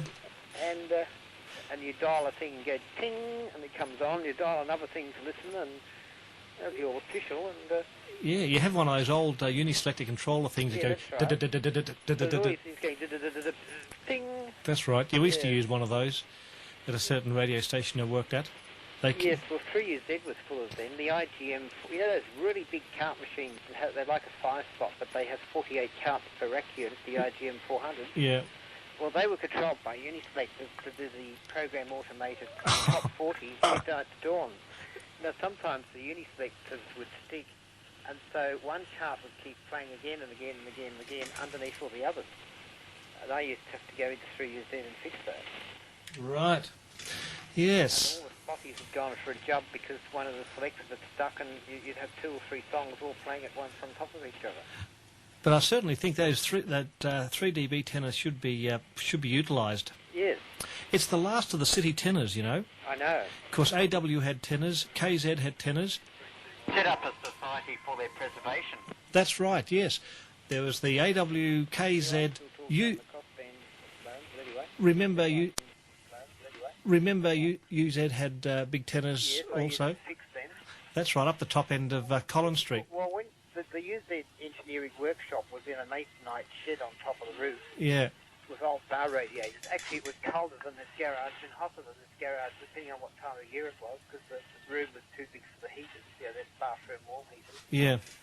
And you fix all the roller tape machines there. You looked out the window, you'd be looking at tenors. That's right. And there was a tuning box. If you crawled along the top of the roof, you know, if you slipped, you'd fall off the whole building. And there was the missus, which for a while 3EA was using. They were hiring 3UZ standby, tuned up on very ethical missions. Mm. And when I was working there, it was that. So it was actually working. You had to maintain that as well as the UZ Heidelberg Mitters. missus. Well, Which it's... is why the day when there was stuff up in the missus hut and the tenors switching went wrong, it put both missus off and UZ had no city standby. Oh, no. Right in the middle of the races. Oh, the hot peak rating program. Yes, we see what happened was a certain chief engineer guy was showing me how to change patching. Now what you had to do was patch in a relay and then change these night switches. But you had to close the switch for the relay first. Anyway, he forgot to close one of the switches. So he pulled out one that was carrying 5 kilowatts that did a big arc like a tram. And the switch wouldn't go back in again, and the missus went off. And the standby missus came on onto no load, and it went off. Oh, no. And we were running around with bastard files and whatever, trying to fire all the weld marks off the contacts so we could plug this thing back in again. And this took about half an hour, right in the high-rating race tie where there was no Oliver J. Nielsen missions on. Didn't they run the... So the city transmitter wasn't connected then? That was connected to 3A, so they couldn't use that. They'd lost their city mitters. And because the switching got stuffed, see, when you cycle the mitters from mitter A to mitter B, you have to change these night switches and put in a intermittent duty relay. Right. And then you connect one mitter to the standby tenors and one to the main. This is how it worked. The only thing is this particular switch he pulled out was right in the middle of it and it affected everything. And it buggered the contact.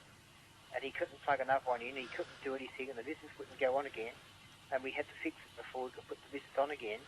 But it had done this big weld and melted the copper so that the night switch thing wouldn't fit into the thing that it fitted into. And so we couldn't connect the tenors back up. And yes, it was quite tiny. They should have had an agreement with EA that if they needed the mitters, the city mitters, they could take it off air and But put it then on. it was on the wrong frequency. Oh, right, yeah. You'd have to retune the missus, which you couldn't just tune it like a 101. You have to Yeah. change patterns. Mm. Well, I don't know if you've seen the trick of changing the frequency on a broadcast business, but they have a lot of big ceramic fixed capacitors in series parallel in the pi network, and taps you change on the coil. All right. Now, when you go from the bottom end of the band to the top end of the band, you have to put in a different number of these capacitors, which you bolt in, and you have to change the taps on 2 coils. And then there's the driver, which you also have to do that. It's like this mitters I've got. So it's about a day's work to change the mitters. It's certainly a few hours' work. I can imagine now. Graham, you're back on. Yeah. Oh, that's much better. Oh, I'm running full power now. Oh, good. You're coming through very nicely. Yeah, I've got some small loaded antennas that I've made up, helically wound. Oh, by the way, on the top of those antennas, I used stacked wafers of coils. Oh, that yes. person, by the way, is engineer of TTFN now, by the way. He's the same person. Right. Yeah, well, I'm running my full power, and that spike's not quite as bad there now, so you should be copying me all right now. Oh, you're coming through. Really well now. Yeah. Excellent. Yeah, I don't think I could run much more, actually. Can you copy him directly there, John? What frequency is he on? 3670. I have to tune the 101 up to the other band. Yeah. Do that. I shall see. Well, we're certainly getting there. Maybe yeah, we should do more of this. The trouble is these transmissions are becoming so popular. I mean, I used to put on replays and go and wash the dishes and do all domestic duties. So many people are coming back to them now. It's a bit of a pain, really. They've got to do too much talking. Yeah, right. So you can hear yourself coming back? Oh, he's coming through perfectly on the 101. Yeah, that's good. He's quite a strong signal. Wide bandwidth AM. Good. With no filter in it. With no filter in it. That's excellent. Well, you see, the AM position, I was going to buy an AM wide filter, and I modified it so when you switch to AM, it switches to where the CW filter should be. And then I've got a capacitor across there instead of a filter. What did you say, Lionel? I've got UHF on if you want to use it. Oh, yeah, okay, yeah. I gave you a couple couple of calls. I didn't think you had a switch on it. Yeah, Graham is way over 79, very, very strong signal. Well, the signal on 80 metres, who's that? That's Lionel. That's 40 over 9 on the 101. Yeah, well, I'm relaying you at full power now from 80 to 160. Really? From 160 to 80, yep. Right, so it's... Yeah. What power are you running? 150. 150. Well, you're 40 over 9 on my FP101, which is only running on a 14-foot piece of metal Yeah, roger. for an antenna. Yeah. In Melbourne, that's using the AM position, not receiving a sideband. Right. It's very difficult for both of us because we're both fighting feedback. Yes. But it... Yeah, well, I'm relaying at the moment. Yeah. Do you want me to relay or not? It doesn't really matter. I mean, probably best if you don't, I suppose, if there's no one listening. Yeah, right, okay. All right, you're the control centre, so... Yeah, I'm the control So centre. this is a good big high ratings crossband going all the way up to New South Wales, which Yeah, is well, entertaining. I'm now able to run my full power, and I'm also So how got a much bit power of... you're running from just south of Sydney? Yes, yeah, 100 miles southwest, up in the Southern Highlands. Well, yes, you're putting out a very strong signal, like I said on... Well, yeah, well, I can. What was that? What equipment are you running at the moment? I'm running it, yes, driving a Gates HFL 1000, a 4CX 1008. Now, Oh, yes. Dennis was on earlier on. I don't know if he's gone off in disgust or got sick of it, but... Putting out a very good mission. Oh, right, you're on UHF there, Dennis. Oh, I told you it could go anywhere, but I was about to disappear anyway. Okay, well, look, sorry, we sort of forgot about you, but yeah, keep it in mind. We'll have to have another yarn because, you know, I think the last one we had was quite good. Yeah, another day, another time, probably next week or whatever. Anyway, it's all been very interesting, so carry on. Okay, well, now that we've got everything established, we'll have to close down, won't we?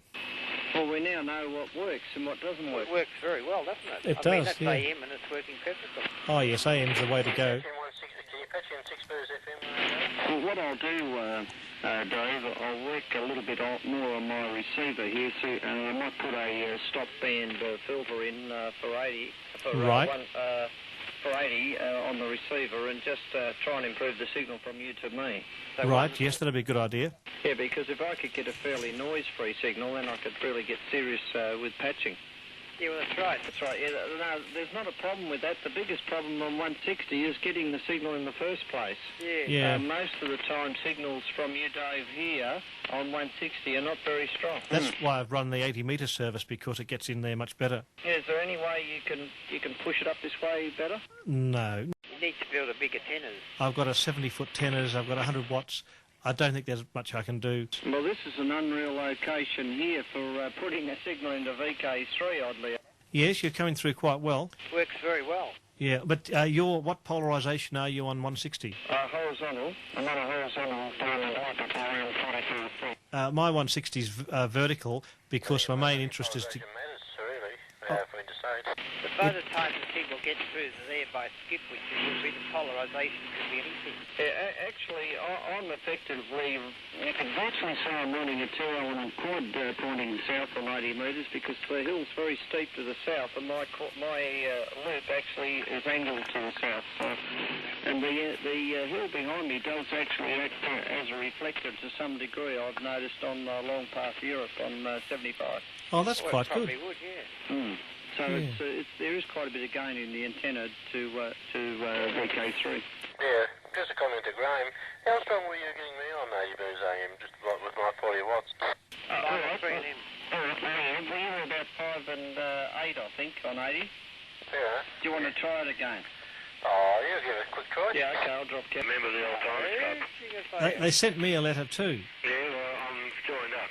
They must want What did people you to join? join. What, the old Timers Club? It's not bad. It only costs $8 a year. I was going to join that. I haven't got around to The it. magazine's very good. Oh, yeah, it's worth getting. But no, I'm quite proud. I'm a member of the Radio Amateurs Old Timers Club. Yes. I've got to wait till 2010. I Yeah. got a letter to join that about 3 years ago, but I haven't got around to doing it yet. No worries, you're Yeah. 5 and 9 on 80. I was going to be sneaky and drop some sideband on top of you. Alan AMD sent me a letter to join the Old Timers Club when I was going to do it. I must get around to doing it. Yeah. You'll have occupied 80 hours. I'll go back to A letter too and wanted me to join up. They must be trying to get some new people. Must get in touch with Alan AMD and actually I'll check his address and check what the fee is and write him a thing and send it to him. Look, the fee, it was $5 a year. Now it's $2. It's $8. And then it was $100 for live membership. Yeah, 5 and 9, Lionel, on So AM. if you sent him $100, it was live membership. I might even do that. I haven't decided yet. Yeah. Oh, I it's was really... going to apply for the life membership, and that would help me up. I suppose I should have got some, yearly ones. Now, chaps, net controller here, just going inside for a second. So you all of you stations can talk amongst yourself. Talking in the background. So you're all patched in. Now so we can say bad things. you can say bad things about me. We can we? Yes, you can. And Dave won't be able to turn it off. Yeah, John, EGG, Yeah. Anyway, he's better than he's still there, Peter. Yeah, what's your Lionel? Okay, what's your address? Okay, it's I think I'm doubling with someone. I think John's talking. Are we both trying to use the same 2 metre frequency, are we? Yes, I think so. I'll just drop off for a moment. Okay, thanks, John. Yeah, the internet address is www.alphalink.com.au, alphalink.com, www.com/com/au. So the most popular, it's divided into several web pages that are sort of technically independent. One of them's called Novice Notes Online, a lot of articles and stuff. Australian QRP's homepage, it's got APT News, weekly news bulletin. Peter, the most popular is the projects page, all the news on it. Oh, I have to check it out. Yeah, so my internet homepage is dedicated 100% to 6 metres. Okay, So what you'll find... can't call it strictly 6, can you? Beg your pardon? You can't call it strictly 6, can you? That's the other one. Now what it is just VK3 6 metre web page. First you see an ugly photo of me. A brief history of 6 metres, operating conditions on 6 metres, and I've got 11 links. Okay, that's interesting. Is it sideband or FM? Beg your Or pardon? both? Is the page mainly 6 metre sideband? No, 6 metres DX. FM, okay. But there is mention of FM, but there's band plans on it and operating conditions. 11 links to strictly just straight out 6 metre sites. Eventually I will have sound files of DX contacts on 6 metres, but that's in the future. And I might even have a QSL card gallery of some of the QSL cards I got from overseas stations on 6. That sounds good, because as far as 6 metres here, I've got it's about 20 milliwatts FM transmitter using, I think it's an 8.86 meg colour burst crystal, and it comes up to 53.2. And then another thing I've got is a VXO homebrew. I don't think I've ever had it on the air. Anyway, that's a VXO. Oh, by the way, I used my Dick Smith radio today too. Yeah, I used it, but I used it to talk to some guys on 2 metres by my Linko, which was in the repeat mode. Works out quite well. Oh yes, yeah, that would be interesting. Anyway, I don't know if John wants to have a go. Yeah, okay, fellas. You've just been playing around here, seeing if I can improve things. I think this is it's a pretty rough setup, really, and I would imagine just putting in a few filters here and there would be near perfect. Over. Yeah, well, it certainly would work out well. Oh, gee, you're putting in a nice signal tonight. It's Graham here. Oh, Graham, I mean? Yeah, Graham in Bundanoon. It's usual weather for Bundanoon, misty and a bit of, it's very, very damp as usual. Is it cold tonight? What was that? Cold? It's not cold, no, not what I'd call cold, cool. Yeah, probably not misty down here, but it is fairly cool outside here in Melbourne. Yeah, no, it's cool. It's been very winterish. Normally this time of the year, it's the autumn is usually nice and sunny, but it's turned for the worse. Yeah. But you're on 2 metres, are you? No, I'm on 70 centimetres. 70. I'm on 2. I've never ever got onto 70 centimetres, so I suppose there's more than one way to do it, isn't there? Oh, yes, for sure. Yeah, because up your way, I suppose you'd be able to get into the Goulburn repeater, which is links down Yes. to Canberra and up north, I think. Yeah, I can hear that. I can hear that one on my scanner, but I have no transceivers for 70 centimetres. I think they've recently extended the link somewhere else further north of Wollongong. Yeah, that's right. Yeah, Wollongong. There's a link between repeaters up your way. Yeah, so what, both of you are on 70 centimetres? No, I'm on 2 metres. I'm lying here on my bed listening to Dave's the 160 metre transmission Right. on the modified clock radio, and talking on the FC290 on the floor. Right. Well, I'm transmitting on 70 centimetres, but I'm listening to you direct on 80 metres. Yeah, well, both of you guys are rolling around on 160 metres and going into selective fading every now and again. Yeah, that's a bit of a problem, the selective fading. Yeah, well, that usually fixes selective fading. Fair enough, yeah. It's quite severe because you hear that on the broadcast stations too. Yeah, that's much better. In fact, the signal broadcast station signal just goes to sideband for a few seconds. Yeah. Actually, it doesn't hurt to run a little bit of... I was thinking about running a little bit of carrier on my sideband signal. Helps to net. Thought I heard some sideband there in the background. Yeah, well, that's fair enough, yeah. Well, I don't think about it. I'm not getting any selective fading on you, Graham, on 80 metres here. Just a nice solid signal. I was getting a fair bit of selective fading on John, from Brisbane. Yeah, actually when I'm... I've almost lost the 160 metre signal altogether. It's just gradually getting weaker and weaker, and I've just about almost lost it. Yeah, I have. Yeah, I've lost you. I'm still here, though. Where are you, Dave? I've lost acquisition of the 160 metre signal. Peter, is Dave still on 160? No, he's sort of gone inside to do Oh, a no, few chores. you're coming back now. Oh, okay, so Dave is still transmitting on 160. So I'm not listening to Coming you. back up now. Oh, okay, because I can't listen to both bands, unfortunately, at the moment. So I'm listening to you on 80 metres, Graham. Maybe we could try, if you came on 160, then you could listen to me on 80. Maybe that might work better at this stage. If that's probably too complex too, but... Yeah, only problem is I can't run any power on 160, so you probably have the same problem at the moment. Yeah. I'd probably drop out. I could keep my transmission... I was going to do this, but it's just a matter of facilities.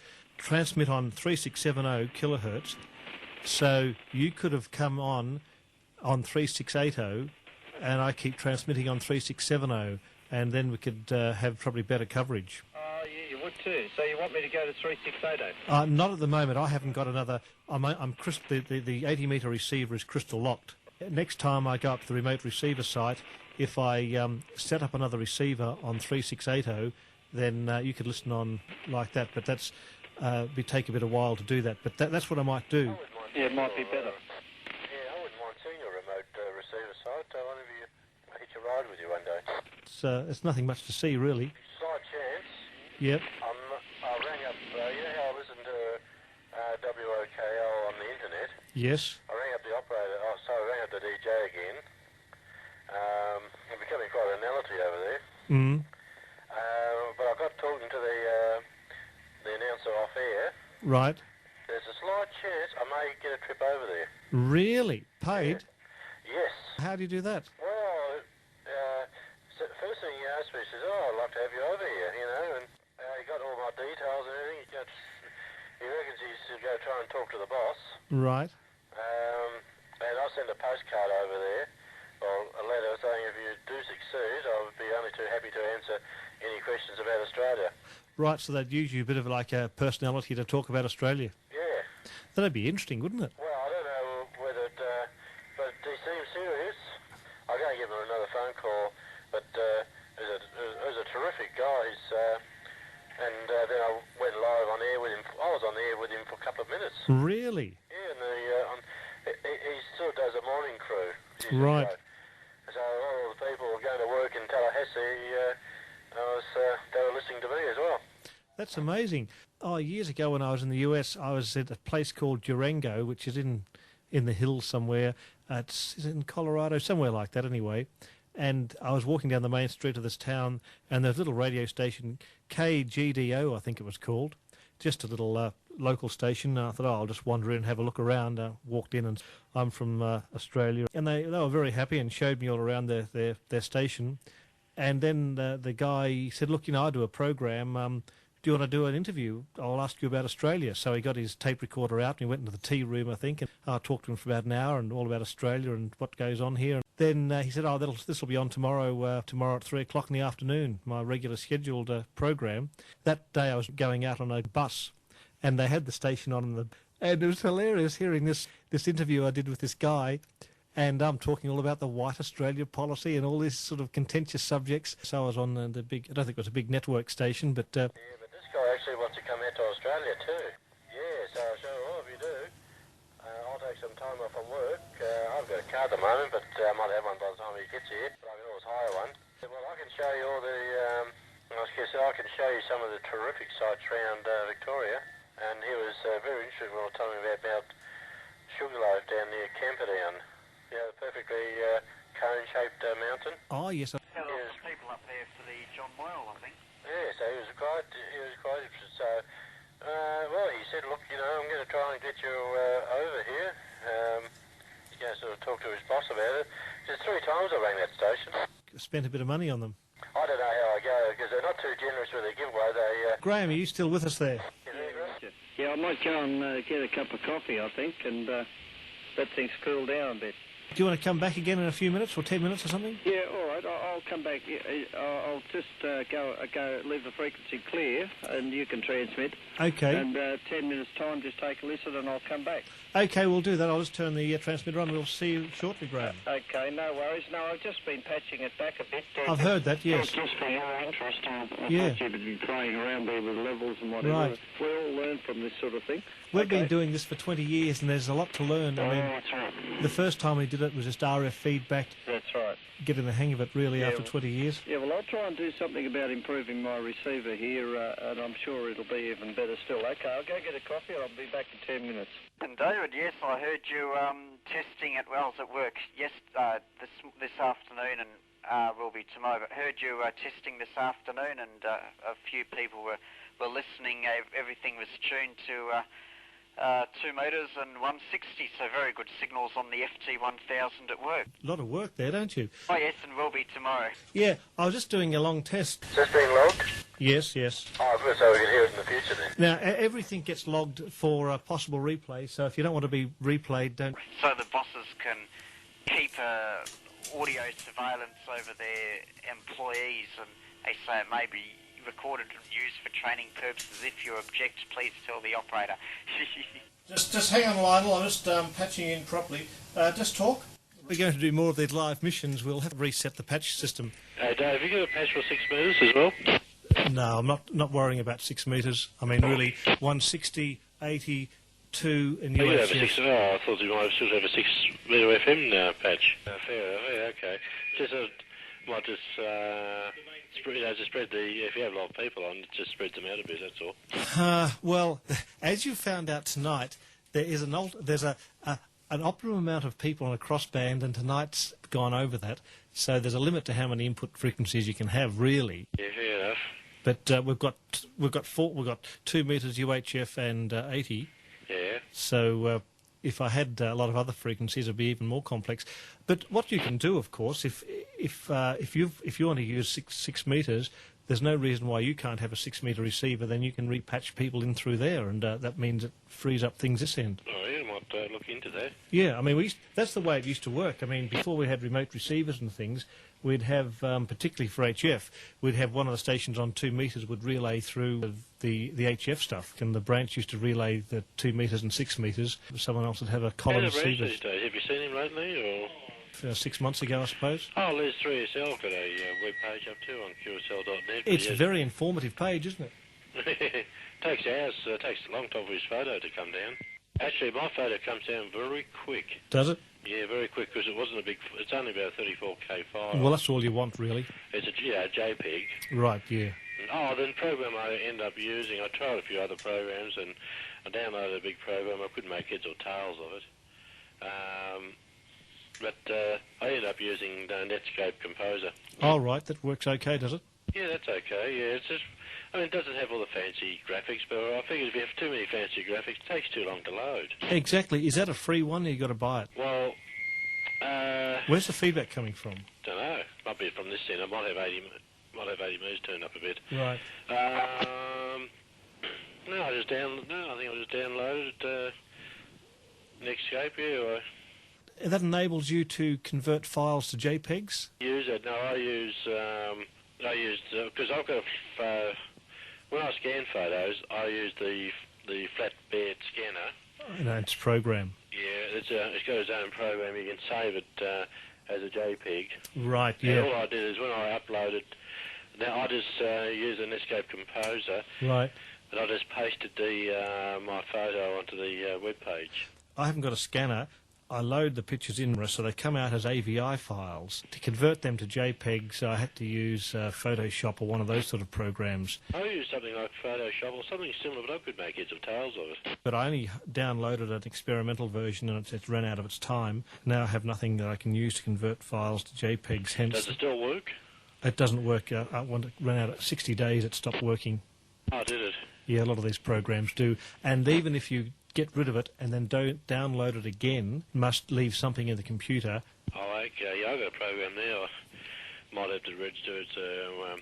It's a transfer protocol, Get Right, which is a brilliant program. You know, I downloaded a 15 meg program the other night. Yeah, leave the beeps on, but turn your mate off. There we are. The beeps are on, but the ident's off. Yeah, so this program's quite useful, is it? Oh, yes. It's... well, of course, the program I got with the scanner, well, of course, I got that for keeps. Yeah. Yeah. I just scan the photo, and of course, the best part of it, if you scan it, if it happened to be upside down, you can flip it around. Yeah, and you can enhance the quality and tweak the colours. I haven't really experimented with that, but I'm very, very, like I don't know whether you remember my old HQ Holden. Yes, I remember that well. Well, I took a picture of it when it was up in northern Queensland. Right. It had all the aerials and, all that sort of... Oh, yes. Yeah. And I just scanned it, 150 DPI, and it was brilliant. Really? Yeah. That's not even a particularly high rate, is it? No, it's very good. But it still looked good. And it still looked brilliant. Just, and I RFTP it to my cousin in England. Mm. And there's one photo I converted was about 200 DPI, but it was a big photo. That was in a couple of 100 Ks. Right. But the photo of myself on the web page was, I think it was about 34K. Yeah. And it doesn't take long at all for the photo to come down. It only takes a few seconds. That one of Les's, it's a good quality photo of Les. It takes too long. It just takes too long. Mine have been compressed to about 25K, and they just zip down. Yours are good, yeah. The quality is not fantastic, but people don't have time to sit and wait for it to download. Oh, that's right. Well, the photo on my web page is it's really the only up-to-date photo I've got. Yeah. It was taken with a cheap camera. Right. It was a 400 ASA film. I might try a 100 ASA film. You get less grain. Yeah. But you're more dependent on sunlight. That's right. But anyway, I just scan. I sometimes scan at 200 DPI, but when you go above that, like for example, I set it to 9600 and something like about 100 meg. Yeah, that's just too much. Yeah, well, they're okay to keep, but you can't transfer them easily. Oh, no, I wasn't. Not until we get all cable connected up. But of course, it would probably take ages to scan something at 9600. Yeah. But no, at 150, 200, it's about all I scan. I normally just scan at 150, and I've even scanned my AOCP certificate.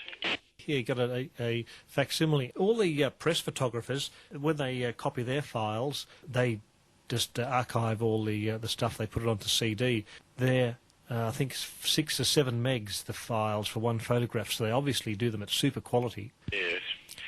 Yeah, well, they're big. Well, they're too big. I mean, what I find when I scanned an old school photo, yeah, scripts, I used to send it over to my cousin and ask him to see if he could find me. Yeah. He couldn't, I had to tell him. But that came out brilliant.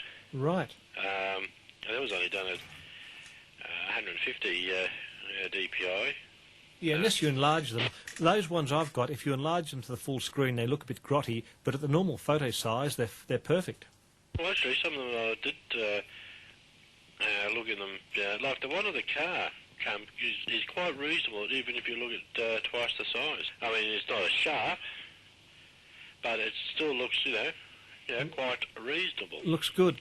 Mm. I'm just going to find a patch lead so I can patch FPQ through without losing your patch, because I had to stuff around with you. So talk to Peter, or John, I think. Yeah, okay. You still there, Mr. Wigg? I'm still there. I'm just having to talk on 6 at the moment. I'll just drop off 6 at the moment. You're on 6 metres, eh? Oh, okay. Yeah, okay. Okay, yeah. Lionel, yeah, I was just listening to all this and just sort of curious about sort of putting photos on my web page in the future. Yeah. Not schematics, but not photos. And anyway, I suppose the thing is, I don't have a scanner or anything. I don't know if there's a way that, I think you can, if you put your film in for processing, whether you can pay a bit extra and get them put on a computer disk. I think Kodak can put so many photos on a CD for you. I haven't got a CD. I was just thinking a 3.5-inch disc. Oh, they might be able to. You have to ask them. They might be able to. Yeah, no, and also I suppose But if you want any photos scanned, you're quite welcome to come around to my joint and I'll scan them for you and put them on the disc for you. Sort of not a priority. I've got a few photos of rigs, but yeah, the thing is at the moment is sort of circuit diagrams. They sort of take quite a long time to draw. You work for major electronics store, don't you? Oh yes, yeah. You might be able to get one through there to start discount or something, a scanner. Oh yes, that's a possibility. I've actually only got Windows 3.1. I'm not sure if they'll work for all the software these days. I suppose it would all be for Windows 95. Yeah, they will. I think mine will work on Windows 3.1. I've got Windows 95, but I think it does. I think most of them will work on Windows 3.1. No, that's good, but anyway, no, it's not a major thing, so got enough equipment and junk around here, so probably won't do anything for a while. Have you had any contacts with the little radio, the little 70cm one? Not recently, no. Yeah, I used mine today. Yeah, it's basically something that you sort of have to pre-arrange contacts on 2 metres or some other band. Yeah, it was certainly good to work you that day from my street. When you're up on top of the high building, that was a good contact. Oh yeah, it's sort of think it would be quite interesting to go up there on say 2 metres and have an attenuator box, say a small Yagi, and go down to say 1 milliwatt or even into microwatt. Yeah, it's quite possible because you were super strong on 2 metres when I worked you. But no, that was. I had to walk around, so I had to try, pick a spot that you were opening the mute. But I was still copying you by pressing the mute button. Oh yes, yeah. One thing about the radios is if you have long overs on them, your fingers get a bit tired. Actually, there seem to be damn good receivers in them. Oh yeah, no, didn't have any breakthrough problems at all. No, they're good receivers.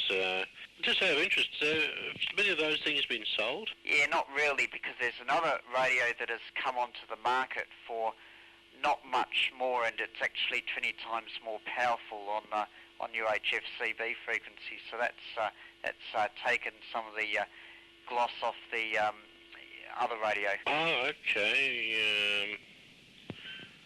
20 times more powerful. It's 400 milliwatts. Oh, okay. And not much dearer. No, not much dearer, and in fact physically a little bit smaller and a bit lighter. Yeah, that's interesting. I think there's someone else trying to talk. Yeah, not too sure it was on 70 or 2. As far as projects go, they built an RF power meter, quite a worthwhile acquisition to the shack, so now I've got 3 instead of 2. Copy me on forward, Brent. I'm listening to you through the link on the clock radio on 160 metres, Graham. Copy left transmission on forward, Brent. Yeah, well, Dave's transmission, I think, is Yeah, it's acting as a BFO, so that's how I'm getting you. Transmitter running, so I'm just running on southbound. Yeah, so you must be going through 80 and coming out on 160 anyway. I can get you quite well on 160. Yeah, I don't know how you're copying me, but... Oh, you're 5 and 9. I'm on one sideband, so he's resolving me. His transmitter at 100 metres is resolving me. Yeah, it sounds like, yeah. So you're on sideband at the moment, are you, Graham? I just set some frequency slightly, and then you... Yeah. Okay, your Dave's carrier is resolving it. Yeah, that's what's happening, but no, it's, I presume you're coming through Dave's system because I wasn't getting you when you were on 160 directly. Okay, Graham, I'll drop off on 80, and if you'd like to come up there, proceed as we were before. So here we go. Yeah, hang on. Drop my bias back. Yeah, okay, carry on. Oh, that's good now. Yeah, okay. I think I got everything right. Harlow. 1, yep, it's right. No, it's broadcast quality. It's, as David would say, bash quality or something. No, it's extremely good. Yeah, roger, Peter. Yeah, I'm back up to full power. Oh, that's interesting. You were copying me on sideband. Oh, yeah, it's because David's signal was providing a carrier because there's a... Yeah, did you hear what was going on, Dave? Partially being resolved by the carrier and partially being received and sent back. Well. So that's how it was all working. Oh, well, now I know a way to break in.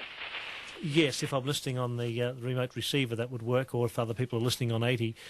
But yes, it seems to be quite good. Anyway, I've got everyone patched in properly now, so this is most amazing, isn't it? Yes, well, I had a good listen up there on a valve receiver on a ferrite rod antenna, and it's not acceptable. I was trying to see if I could get an acceptable signal on ferrite antenna, but even on 80 metres, it's quite good, but still not good enough. Yeah, no, you're far better off, Graham, to build one of those boxes or milk crates or something, wrap 26 metres of insulated wire around it and put a variable capacitor on it. That will do for the AM broadcast band in 160. It will bring signals up about 3 S points at least. There was something in a series in silicon chip earlier in the year, very, very good about improving broadcast reception. And one of those little sort of like a cage with sort of a coupled to the ferrite antenna. You put the radio inside the milk crate and the windings parallel to the windings on the thing.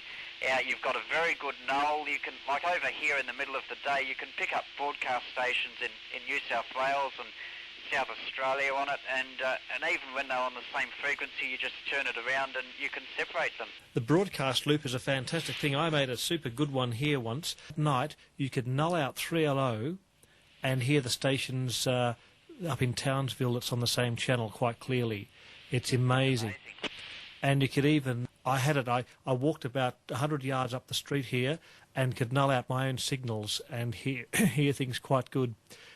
They're amazing things, and I think people who have trouble hearing the 160, as I've said in my How to Convert a Radio to 160, make a frame antenna. They're fantastic things. On my web page about that, David. Yes, I've read your thing too.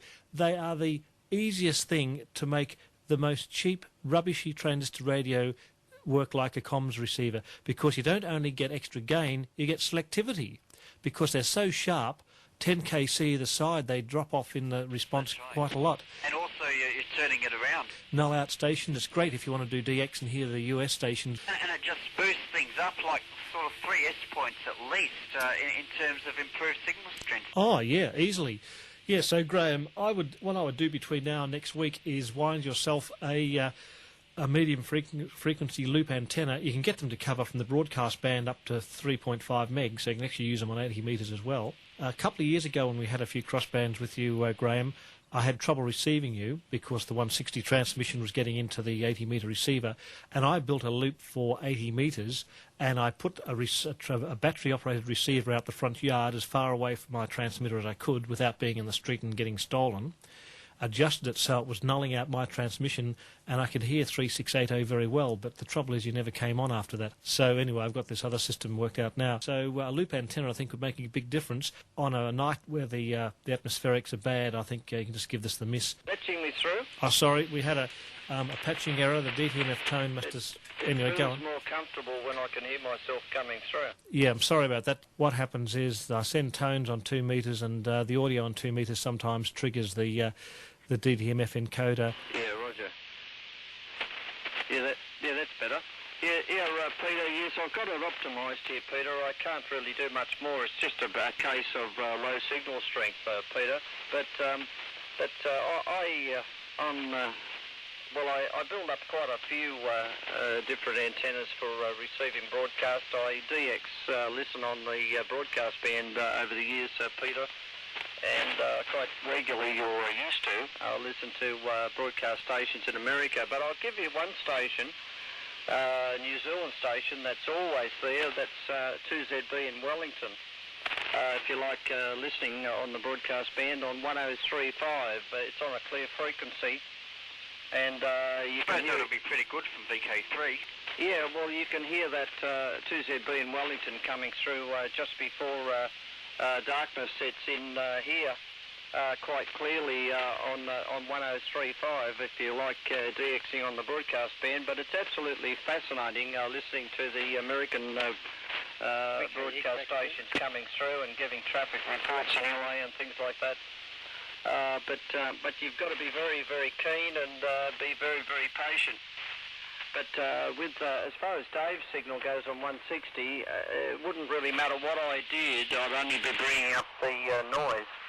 As Dave says, just forget it. It's just not possible. But I should be able to improve things a little, though, and I'll certainly give it a go. What I've often thought about doing, Dave, I regularly talk stateside. You probably heard me on there waffling on to the fellas on 40 metres. I've often thought of patching them down to 160. That'd be quite interesting to do. Well, that could be interesting, and you could get the boys down there on 2 metres or 70 centimetres. It could be rather interesting. So what I'm sort of talking about is... You'd have to go from, you'd have to go from 40 metres to 80 or something. Yeah. Well, I don't know how we do that. The trouble with HF is it works well, then the night you really want to use it, it's hopeless. Yeah, you're not wrong there. But this is a very quiet night. We should have crossband on 20 metres. I'm sure they'd be very happy. I worked AM into the States on 14195 the other morning. Yeah, that was a bit of fun. There was nothing. They would remember us coming through on 20 metres, so why not? It's a totally different thing listening to sideband than listening to AM. Oh, it's wonderful. You hear those big signals come on and think, well, it wouldn't matter what mode they're using, they're so strong, they'd be bashing through. Even FM, but... Oh, yes. No, there's a lot to do in radio still. There's nothing to do in radio, but there's a lot of reinventing the wheel. As far as medium frequency antennas are concerned, all the research was done in the late 20s of what was the best antenna to use for medium frequencies, the best earth system. It's all there, it's just a matter of reading it. That's right. So there's nothing that we're reinventing. You know, they came to the conclusion they could have as much power as they liked, and the signal was still terrible because there was just not enough ground wave to cover the service area. So hence the 5/8 antenna. But all these skills associated with HF transmission should always be remembered, and there may come the day when it may have to be used. Well, it's nice to think that way. Everything's all just digital now. In 20 years' time, the only people who'll be on working voice modes or non-digital modes would be a few hams, I suppose. Yes. It's very disappointing to tune the AM band these days. I find the life just isn't there in the transmissions, it's... The AM broadcast band? Well, yeah, out here in the country, over night time...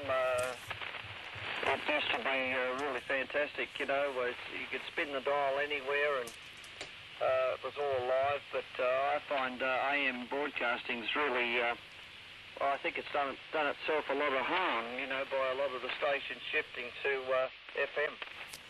whereas the FM band's where it's all happening.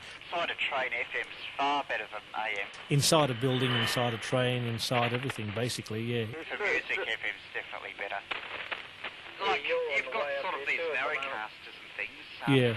And sort of ethnic stations and news stations and sort of a proliferation of outlets, and some of them are still, like the things above, like the American and broadcast bands been extended to 1.7 megs, so there must be some demand somewhere.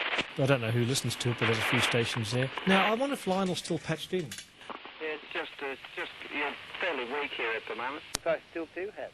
It's very useful, isn't it? Storage. Well, it still worked last time I turned it on. Really? Yeah, so Now, that was 50 cents. That was really good value. It was. You couldn't do this for that. No. I didn't see it at the Bendigo convention, but at the EMDRC Hamfest thing, there's a guy who was selling I don't know what model receiver, but it was, like probably ran about the wartime receiver. Yeah. Which covered 1 meg through to about, I think about 20 megs or something. Right. And, it's absolutely, I had a bit of a play with it. It ran off 30 volts. You had a 30 volt homebrew power supply. And it was the most fantastic, one of the most fantastic receivers I've come across. Really? It was light, and weight. Wasn't the BC 348 or something? I can't remember, I don't know what it was. But if it's down at Moorabbin, I think I'll buy it. It's excellent. It only had a bit of wire on it. Super Sense. And it was Super Sense. Yeah. And that would be good for my bedroom, actually. It's to general listening, Stephen. No, general listening, because I've got a wire that goes round the ceiling in the bedroom. How did it pick up sideband? That I didn't try. That's the downfall of those receivers. Yeah, probably. You've got to juggle the RF gain and everything. And It worked all right. I can't remember, but certainly be good receivers for missions. yeah, it would be. But no, and the quality was very nice. Oh, good. Even had a little speaker in it. What? It was sort of green, it was sort of like, I suppose it looked a bit like some of the green army boxes. It was a military thing, but... It had a little thin dial? Could have, I can't remember. I think I know the thing you were talking about. It was the last Hamfest, wasn't it? Was it the... did you go to the EMDRC one, John? At the Boxall... Yeah, that's right. And there was this little Phoebus he had. It was in a green case. That's right. Yes. He wanted... I said, how much do you want for it? What would you say? So wouldn't he actually come up with a price? When I mentioned $100, he said that was far too low. Yeah, that's right. I think I might have offered him 75 or something. But he said he wanted a reasonable price, but he wouldn't put a price on it. That's right. And $100 to his way of thinking wasn't anywhere near reasonable. Well, he wouldn't give me a price that he wanted. That's right. That's the fellow. Looks a good little Phoebus. Oh, so I had a bit of a play with it. It worked extremely well. It was a 1960s vintage, Vietnam War vintage. Oh, I thought it was, yeah. Wouldn't have been World War II. No. And it was a solid state army. Was it solid state? Yes. Oh. It wasn't Zoll. It could be quite good then. I thought it was valve, because I asked him... No, it was solid state, that one. It was, because I asked him, could you get the valves for it? And he said, yeah. They said, can you get replacement valves for it? I said, yeah, that's no problem. So I thought it was valve. Well, he said to me it was solid state. And he's running it off a 30-volt supply that wasn't very high current, so if it had been a valve thing, the supply he had it on wouldn't have run it. Oh, well, it depends, yeah. But all I know is it was running off a 30 volt, but it's a really nice receiver. Another thing I saw, but I didn't end up buying, it wasn't at that one, but it was another one, and I haven't seen it since. Someone had... Do you remember those Eddie Stone receivers, ones that sort of come out, probably in the 60s? The smaller ones? The smaller ones, the one that was covered VHF. EC10? Big one? An EC10? No, not an EC10. Has anyone got a circuit for an EC10? Because I got one here. It actually works, but needs a bit of fixing. I've got a 730-1A here, which is very good. Super Sense. Now this one, I think it covered the VHF up to about 200 megs. Oh, yeah. You don't need a 707U or something. That's the one you've got, isn't it? That's right. Yeah, it could be something, I can't remember. R.H. Cunningham used to sell them. Yeah. Probably the same thing. beautiful dials and the thing. It is. They look nice, was but I nearly- think they I only nearly- work for local monitoring. Yeah. I nearly bought it. I can't remember which Hamfest it was, but I nearly bought it. I don't think the receiver's probably super sense, but it's probably adequately enough for general Yeah. Well, to do for off-air monitoring and local link, but, UHF version, which went to about 870. That'd be good. It'd be about Yeah. 10, 50 volts sensitivity. actually I've seen newer versions of those receivers that probably are a lot more thin. Yeah. But then again, you go and buy a scanner for $100 and it's better than the whole lot. Well, that's likely to happen too, yeah. Yeah. But there was a newer version of that receivers you gave me, though. It had video out as well as audio. Really? Wow. And it was for sale at a Hamfest a couple of years back. Really? This one actually had capabilities of videos out too. Yeah, and the guy wanted something like $1,000 for it. Phew. And I This thought, one, I was looking at, I think the guy wanted about 200. Well, it was a lot gentlemen, more modern. it's 3:15. So it is 2:45 exactly on Yeah. my video. I think I might say morning, afternoon, daytime and night. Admission, about admission, what, next Saturday? Oh, they should be, yeah. Unless something happens, they should be okay next Saturday. Yeah, fair enough. Thanks for coming on. Oh, it's been good to be on missions again. Yes, it's been quite a good night. We had the Wicks air trip and then all the live stuff. And so then the live week, although he disappeared. that is, he's gone, hasn't he? Well, he doesn't stay on for long, you know. But No, I've he's tried on to a... do visits a couple Anyway, of times. I'm not- There's been nobody there when I've gone past. No, he's a busy man on the job, okay, I well, think. look, I'll say morning. Okay, Lionel, it's been great to speak to you. Yeah, I'll say morning to you and catch up. Good on, evening, all. Yes, oh, you're still there. Say morning, yeah, because when I go to see Branch, I usually try and drop in on the Wicks as well to